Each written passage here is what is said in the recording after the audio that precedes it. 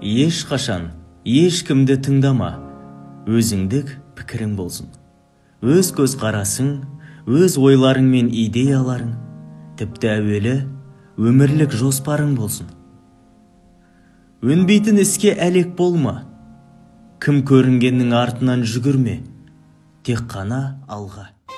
Тура қадам бас, жарыспа.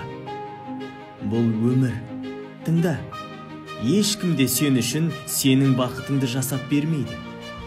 Көп адамды тәуелділік басқарады. Оларды мүлдем тыңдама. Өз жолыңмен жүр. Артыңнан не деп жатыр, оған мән берме.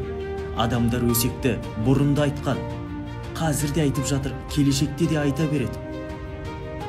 Бұл сені алаңдатпасын. Сүй, жаса, арманда. Және күшті бол.